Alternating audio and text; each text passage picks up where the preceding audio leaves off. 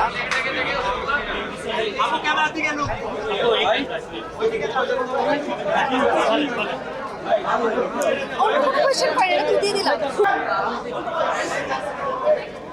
যে কাজল আরেফিন আমির ফিমেল করে কাজ করে কেমন লাগছে?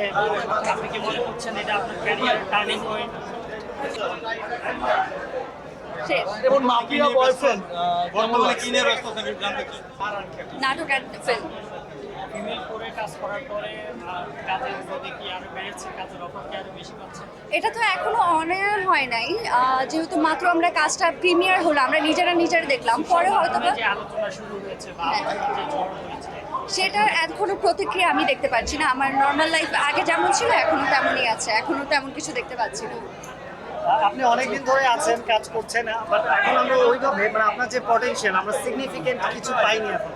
তো এটা কি আপনারও ভাবনায় আসে কিনা যে আমরা তো যেটা ডিজার্ভ করে সেরকম কিছু করতে পারিনি এখন সামনে শ্যামা করবেন? কাপু করলাম, তারপর হচ্ছে আরো 2টা ফিল্ম আসবে সামনে, তারপরে এই যে এই কাজটা করলাম সেটা খুবই ভালো। যে অনেকেই তো বড় পর্দার দিকে ঝুঁকছেন, তো সামনে ফিল্মের কোনো প্ল্যান আছে কিনা বা এমন কোনো অফার এসেছে কিনা? Thank you thank you so much.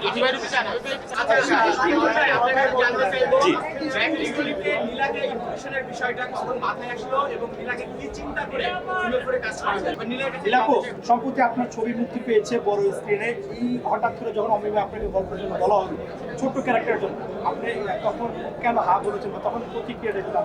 প্রথমে আমি বলতে চাই আই এম রিয়েলি গ্ল্যাড, এবং হচ্ছে আমি খুবই প্রাউড ফিল করছি। প্রথম থেকে ক্যামেরা একটু সামনে যারা এই মুভি ম্যান্ডিপে কাজ করে তারা আসলে সারা বাংলাদেশে জনপ্রিয় হয়ে ওঠে ওই চরিত্রটা।